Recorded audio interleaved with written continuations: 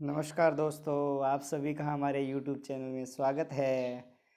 तो दोस्तों, अपने राजस्थान के भूगोल में राजस्थान के खनिज की चर्चा कर रहे थे। तो आज हमारा जो राजस्थान का खनिज भाग 5 और अधात्विक खनिजों में हमने जो है चर्चा कर ली थी। रासायनिक उर्वरक खनिज चल रहे थे जिसमें हमने जिप्सम के बारे में चर्चा कर ली थी लास्ट क्लास में। आप ज़रूर देखना कि लास्ट क्लास में हमने जो है किसके बारे में चर्चा की थी, जिप्सम के बारे में चर्चा की थी। और जिप्सम की जो है एक दो बातें जो है जिप्सम की रह गई थी उसकी चर्चा करेंगे। और उसके बाद हम किसकी चर्चा करेंगे, रॉक फॉस्फेट रासायनिक उर्वरक खनिज में आता है। इसके बाद पाइराइट और इसके बाद हम किसकी चर्चा करेंगे, पोटास की चर्चा करेंगे। और इसके बाद हमारा जो है रासायनिक उर्वरक के बाद कौन सा खनिज आएगा, ईंधन खनिज। हम किसकी चर्चा करेंगे, फिर ईंधन खनिजों की चर्चा करेंगे। इसमें कोयला, प्राकृतिक गैस और खनिज तेल की हम चर्चा करने वाले हैं। तो आप बने रहिए हमारे साथ। चलिए दोस्तों, सबसे पहले जो है जिप्सम के अंदर जो है सबसे पहली बात जो है वो आपके है क्या, कि सबसे पहली बात जिप्सम के अंदर है कि हार्डपन के बारे में। बाकी तो मैंने जिप्सम के बारे में आप सबको बता दिया था, ठीक है। इसके अंदर एक चीज़ रह गई थी, हार्डपन का प्रश्न जो है यहाँ से पूछा जाता है भी हार्डपन जो है वो है क्या। तो इसके अंदर जो है आपका राजस्थान है, राजस्थान के नागौर से बीकानेर के बीच के अंदर क्या है कि जिप्सम के अथाक भंडार है। मतलब जिप्सम जमाव क्षेत्र है वहाँ पर, ठीक है। जहाँ पर कौन कौन से क्षेत्रों के बीच में, नागौर और बीकानेर के मध्य में जो जिप्सम जमाव क्षेत्र है वो क्या कहलाता है, आपके हार्डपन कहलाता है। क्या कहलाता है, हार्डपन कहलाता है, ठीक है। इसके बाद में जो दूसरा है आपके सामने रॉक फॉस्फेट। क्या नाम है दूसरे का, रॉक फॉस्फेट, ठीक है। जिप्सम के बारे में मैंने आपको कंप्लीट बता ही दिया। अब इसके बाद में जो है कौन सा है, रॉक फॉस्फेट, ठीक है। देखो, पहली बात तो रॉक फॉस्फेट का कार्य क्या है कि मृदा की लवणीयता और अम्लीयता को दूर करने के लिए किसका प्रयोग किया जाता है, रॉक फॉस्फेट का प्रयोग किया जाता है। किसका प्रयोग किया जाता है, रॉक फॉस्फेट का प्रयोग किया जाता है। किसके लिए, मृदा की लवणीयता और अम्लीयता को दूर करने के लिए इसका प्रयोग किया जाता है, ठीक है। भारत में इसकी सबसे बड़ी जो खान है वो कौन सी है, झांबर कोटड़ा। और झांबर कोटड़ा कहाँ है, उदयपुर के अंदर है, ठीक है। राजस्थान की तो फिर बड़ी हो ही गई ऑटोमेटिक ही, क्योंकि ये भारत की सबसे बड़ी खान है। कौन सी है, आपके झांबर कोटड़ा। कौन सी खान है, झांबर कोटड़ा। अब बात आते हैं इसके उत्पादक क्षेत्र की, तो कौन कौन से हैं, झांबर कोटड़ा, धाकन कोटड़ा, और दोनों के दोनों कहाँ हैं, आपके उदयपुर में हैं। झामर कोटड़ा और धाकन कोटड़ा दोनों के दोनों कहाँ हैं, उदयपुर में हैं। इसके बाद में जो है अगला बिरमानिया। बिरमानिया जो है वो कहाँ है, लाठी सीरीज जैसलमेर में है। बिरमानिया का संबंध कहाँ से है, लाठी सीरीज जैसलमेर से है। इसके बाद में कौन सा अगला क्षेत्र है, अचरोल। अचरोल कहाँ है, जयपुर में है अचरोल। अचरोल कहाँ है, जयपुर में। इसके बाद में करपुरा। करपुरा कहाँ है, सीकर के अंदर है, ठीक है। करपुरा कहाँ है, सीकर में। ये सारे के सारे इसके क्या हैं, उत्पादक क्षेत्र हैं, किसके, रॉक फॉस्फेट के, ठीक है। झांबर कोटड़ा, धाकन कोटड़ा, बिरमानिया, अचरौल और करपुरा। अब ये देखो, देश का जो 90% रॉक फॉस्फेट है वो आपके कहाँ प्राप्त होता है, राजस्थान में ही मिलता है। देश का 90% रॉक फॉस्फेट हमें कहाँ मिलता है, राजस्थान में ही मिलता है। इसके बाद में है पाइराइट। बस इतना ही ध्यान रखना है, पाइराइट जो है वो आपके सलादीपुर सीकर में मिलता है। पाइराइट कहाँ मिलता है, सलादीपुर सीकर में मिलता है। कौन सा, पाइराइट। इसके बाद में नाम आता है पोटास। किसका नाम आता है, पोटास। पोटास के जो आपके भंडार है वो कहाँ कहाँ है, देखो गंगानगर में है, हनुमानगढ़ में है, चूरू में है, बीकानेर में और नागौर के अंदर है। नागौर में भी इसके अथाक भंडार है। गंगानगर, हनुमानगढ़, चूरू, बीकानेर और नागौर। नागौर लिख लेना यहाँ पर आप, कोई बात नहीं। नागौर क्षेत्र जो रह गया था वो इसमें नहीं लिखा हुआ है, नागौर लिख लेना आप, ठीक है ना। नागौर में भी इसके अथाक भंडार मिले हैं। पोटास रासायनिक उर्वरक खनिज उद्योगों में जो है इसका कार्य या काम में लिया जाता है, उद्योगों में। और ये जो राजस्थान में जो पोटास के भंडार जो मिले हैं वो हमें ध्यान रखना जो है परमियम काल की चट्टानों से प्राप्त हुए हैं। कौन से काल की, परमियम चट्टानों, जो है काल की चट्टानों से हमें जो है इसके भंडार प्राप्त हुए हैं, किसके, पोटास के, ठीक है।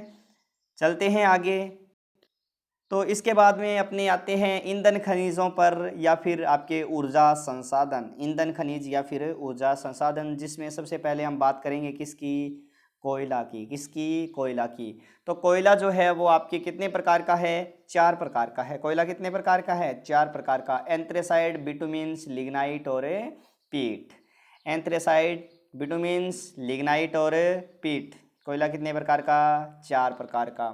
पिछली बार एलडीसी के अंदर एक प्रश्न पूछा था कि इनके अंदर जो है कार्बन की मात्रा जो है कितनी प्रतिशत होती है। ठीक है, इन 4 कोयलों के नाम दे दिए और सामने प्रतिशत वाले इस तरह से जो है आपके एक सारणी बनाकर और इनमें जो है प्रतिशत की मात्रा को सुमेलित करना था। तो एंथ्रेसाइड में विद्यार्थियों अगर बात करें तो 80 से 90% जो है वो क्या पाया जाता है, कार्बन पाया जाता है। बिटुमिन्स में जो है वो आपके है 75 से 80%।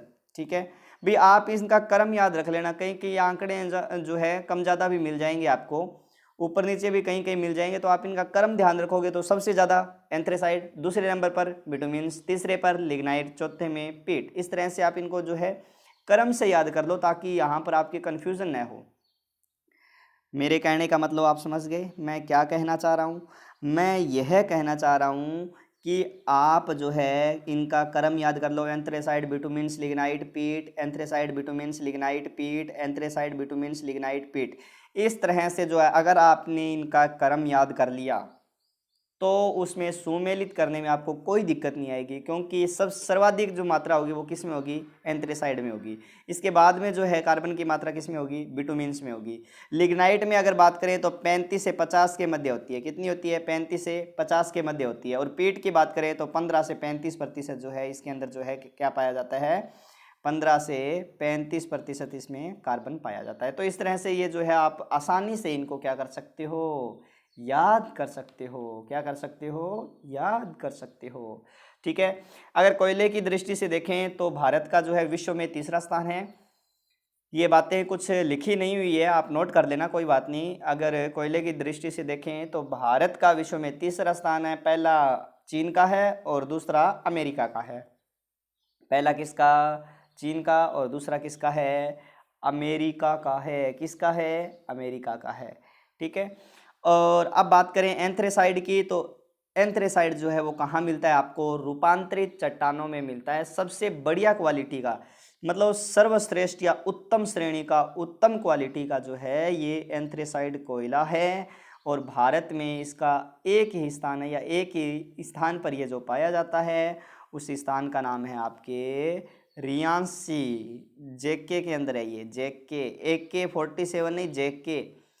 ठीक है ना, रियांसी, जम्मू कश्मीर, यहाँ पाया जाता है ये कौन सा कोयला, एंथ्रेसाइड। रूपांतरित चट्टानों के अंदर भारत में एक ही स्थान है, सर्वश्रेष्ठ या उत्तम क्वालिटी का जो है ये कोयला है। कौन सा कोयला है, एंथ्रेसाइड। समझ में आ गई बात मैं क्या कहना चाह रहा हूँ। एंथ्रेसाइड कोयले के बारे में मैंने आपको बता दिया। दूसरा है आपके बिटुमिन्स।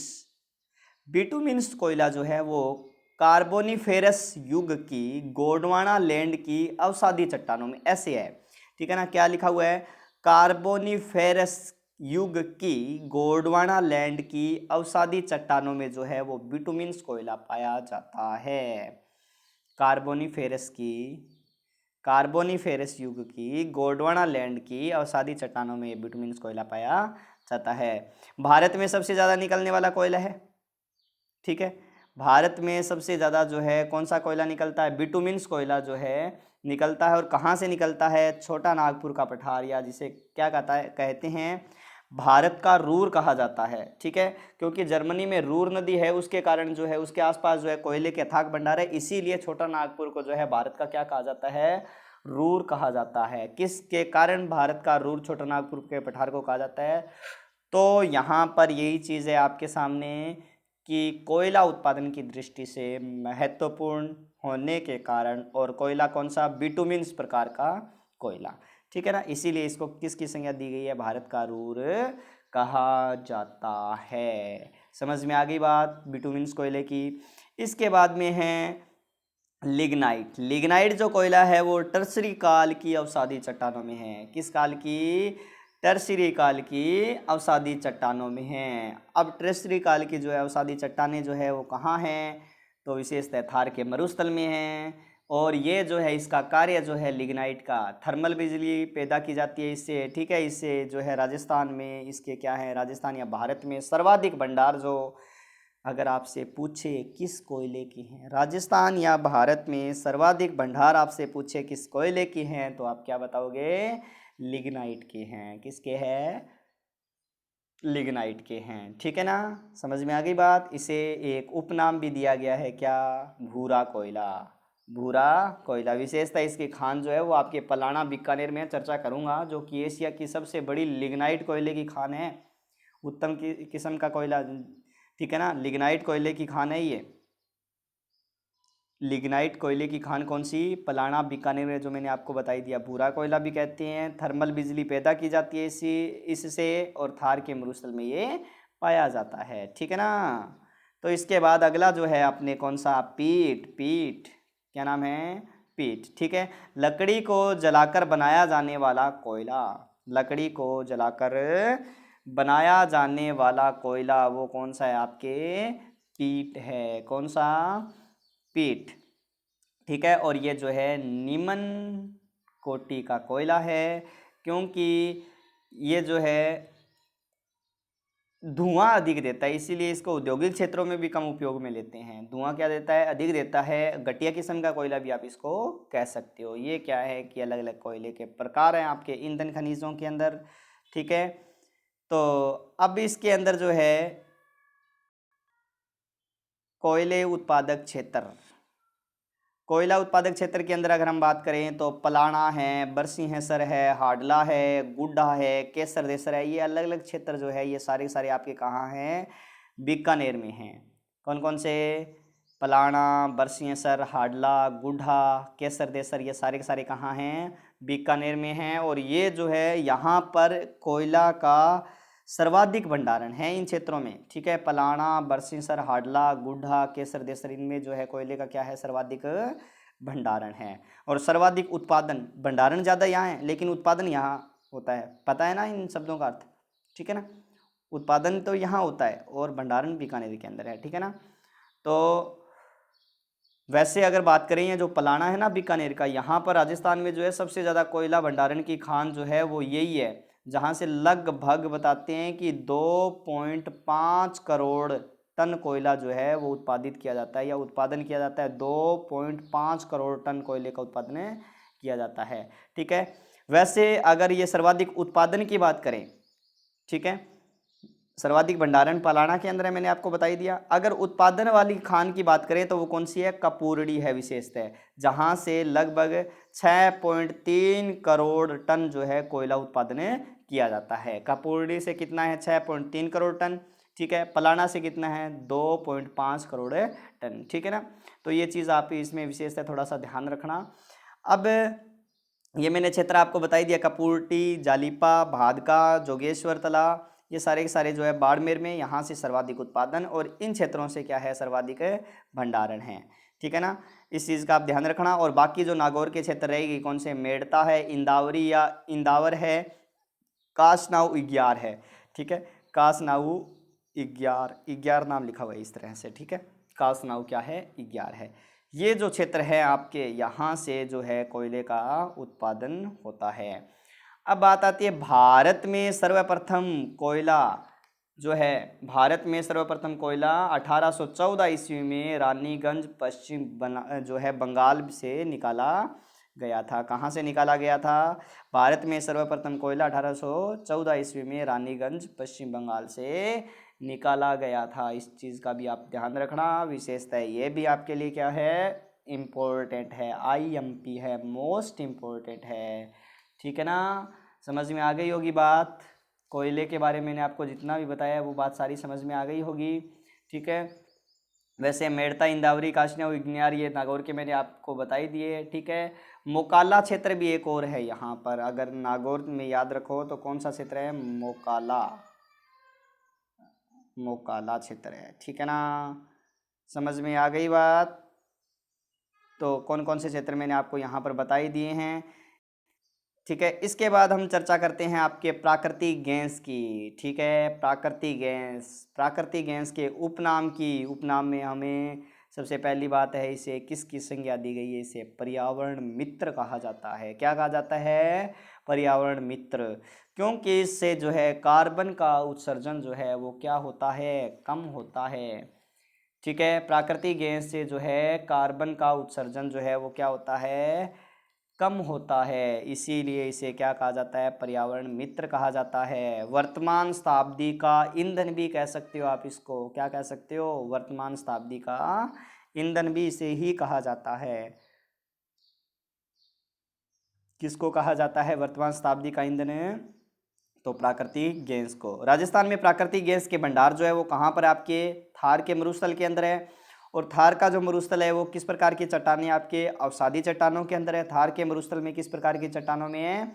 अवसादी चट्टानों में है। किस प्रकार की चट्टानों में? अवसादी चट्टानों में। और राजस्थान में प्राकृतिक गैस की खोज जो है वो कब की गई थी? 1999 ईस्वी में। राजस्थान में प्राकृतिक गैस की खोज कब की गई थी? 1999 ईस्वी में। ठीक है, और कौन से क्षेत्र में? घोटारू जैसलमेर में। ठीक है, भंडार थार के मरुस्थल के अंदर अवसादी चट्टानों में।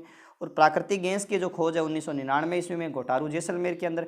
यहाँ पर जो है हमें घोटारू जैसलमेर में जो है किसके भंडार प्राप्त हुए हैं? हीलियम गैस के भंडार प्राप्त हुए हैं। किसके भंडार प्राप्त हुए हैं? हीलियम गैस के भंडार प्राप्त हुए हैं। राजस्थान में प्राकृतिक गैस की खोज करने वाली जो है कंपनी वो कौन सी है? फोक्स एनर्जी, यूएसए की कंपनी है ये। राजस्थान में जो है गैस की खोज करने वाली जो है, प्राकृतिक गैस की खोज करने वाली कंपनी जो है वो कौन सी है? यूएसए की कंपनी है, जिसका नाम क्या है? फोक्स एनर्जी है। ठीक है ना, समझ में आ गई बात। इसके बाद में जो है राजस्थान में जो है इस गैस के भंडार, प्राकृतिक गैस के भंडार जो है वो कौन से क्षेत्र में? आपके तो जैसलमेर बेसिन के अंदर है। जैसलमेर बेसिन को और किस नाम से जाना जाता है? तो राजस्थान शेल्फ कहा जाता है इसको। इंपॉर्टेंट प्रश्न यहाँ से आपके बन जाएगा, राजस्थान शेल्फ का संबंध किससे है? प्राकृतिक गैस से, कोयले से, या फिर ऐसे पूछ लेंगे खनिज पदार्थ, खनिज जो है संसाधन से, या फिर आपसे दूसरा ऑप्शन आपको दे देंगे किसी प्रकार की सिंचाई परियोजना से। इस तरह से आपसे जो है प्रश्न पूछा जा सकता है राजस्थान शेल्फ। तो राजस्थान शेल्फ के अंदर अगर हम बात करें तो घोटारू, रामगढ़, मनहर टिब्बा, तनोर, डांडेवाला, साधुवाला, ये सारे के सारे जैसलमेर में। और बागेवाला ये कहाँ हैं? बीकानेर के अंदर है। तो ये जो है आपके यहाँ पर भी जो प्राकृतिक गैस है वो क्या हुई? पूरी। वैसे अगर थोड़ी सी बात करें तो यहाँ पर एक दो प्रश्न और बन सकते हैं आपके। कौन कौन से? पहला प्रश्न तो ये बन सकता है कि राजस्थान में सर्वप्रथम प्राकृतिक गैस आधारित परियोजना, राजस्थान में सर्वप्रथम प्राकृतिक गैस आधारित जो परियोजना है वो कौन सी है? तो राजस्थान में सर्वप्रथम प्राकृतिक गैस आधारित परियोजना तो वो है आपके रामगढ़। कौन सी है? रामगढ़। ये रामगढ़ जो है अकेली राजस्थान की है, ध्यान रखना, जिसमें हिस्सेदारी अकेली क्या है? राजस्थान की है। अगर ऐसे ही पूछ ले आपसे कि भारत में सर्वप्रथम प्राकृतिक गैस आधारित परियोजना किसकी पूछ ले आपसे? भारत में सर्वप्रथम प्राकृतिक गैस आधारित परियोजना पूछ ले तो वो अंता 12 में है। अंता राजस्थान के 12 में ही है ये भी। लेकिन यहाँ पर आपके प्रॉब्लम हो जाएगी। दिक्कत क्या है? ये अंता 12 क्योंकि ये जो अंता 12 वाली है परियोजना, कौन सी? अंता वाली जो परियोजना है आपके ये, तो इस अंता परियोजना के अंदर क्या है कि राजस्थान, किसकी? राजस्थान प्लस एमपी दोनों की भागीदारी है। किसकी? राजस्थान और एमपी दोनों की भागीदारी है 50-50%। ठीक है ना, इसीलिए राजस्थान की, अगर अकेली राजस्थान की वो पूछ रहा है, अकेली राजस्थान की पूछ रहा है तो आपको रामगढ़ बतानी है। कौन सी है? रामगढ़ बतानी है। और भारत की पूछ रहा है तो वो अंता 12 बतानी है। अगर रामगढ़ ऑप्शन में ही नहीं है तो आपके फिर अंता 12 का सही होना ही होना है। ठीक है ना, इसी तरह वो प्राकृतिक गैस, एक छोटी सी बात और बता देता हूँ प्राकृतिक गैस के बारे में ही। कौन सी? सीएनजी, संपीड़ित प्राकृतिक गैस। ठीक है, इसके मुख्य घटक भी कई बार पूछ लिए जाते हैं, तो आप लिख लीजिए सीएनजी के मुख्य घटक, नोट लगाकर लिख लीजिए। सीएनजी के मुख्य घटक में यही बता देता हूँ आपको कौन कौन से हैं। तो पहला नाम आता है आपके सीएनजी के मुख्य घटकों में प्रोपेन। कौन सा? प्रोपेन। ठीक है, दूसरा नाम आता है सीएनजी के मुख्य घटकों में ब्यूटेन। कौन सा? ब्यूटेन। तीसरा नाम आता है आपके आइसोब्यूटेन। कौन सा? आइसोब्यूटेन, ठीक है, आइसोब्यूटेन। तीसरा कौन सा है? आइसोब्यूटेन। और चौथा जो नाम आता है वो आपके पेटेन, ठीक है, कौन सा है? पेटेन। दोबारा देख लो, प्रोपेन, ब्यूटेन, आइसोब्यूटेन और पेटेन। प्रोपेन, ब्यूटेन, आइसोब्यूटेन और पेटेन। प्रोपेन, ब्यूटेन, आइसोब्यूटेन और पेटेन। एक जो है मीथेन के बारे में मैंने आपको शायद पहले बता ही दिया था, ठीक है। तो इसी तरह से जो है ये प्राकृतिक गैस है। एक छोटा सा नाम और आता है, कोल बेड मीथेन। ये कौन सी गैस है? देखो, कोल, नाम लिख लीजिए आप, हेडिंग डाल लीजिए अगले प्राकृतिक गैस में, कोल बेड मीथेन। किसके बारे में? कोल बेड मीथेन, ठीक है। मीथेन के साथ, इसकी परिभाषा ऐसे लिखोगे, मीथेन के साथ जब कोयले का मिश्रण किया जाता है तो वो क्या बन जाता है? कोल बेड मीथेन बन जाता है। क्या बन जाता है? कोल बेड मीथेन बन जाता है, ठीक है। इसके जो सर्वाधिक भंडार हैं, इसके सर्वाधिक भंडार तो कहाँ हैं? बीकानेर में है इसके सर्वाधिक भंडार। सर्वाधिक भंडार की कहाँ है? बीकानेर में। और बीकानेर के अलावा इसके भंडार जो है वो कहाँ हैं? बाड़मेर में। किसके? कोल बेड मीथेन के सर्वाधिक भंडार तो बीकानेर में है और बाद में बाड़मेर में, ठीक है। इसकी जो है एक तरह से बाड़मेर और बीकानेर के अंदर जो है इनकी संभावनाएं व्यक्त की गई है, ठीक है। अभी तक जो है व्यावसायिक उत्पादन प्रारंभ नहीं हुआ है। किसका? कोल बेड मीथेन का व्यावसायिक उत्पादन प्रारंभ नहीं हुआ है, सिर्फ संभावनाएं व्यक्त है, इतना ध्यान रखना, ठीक है।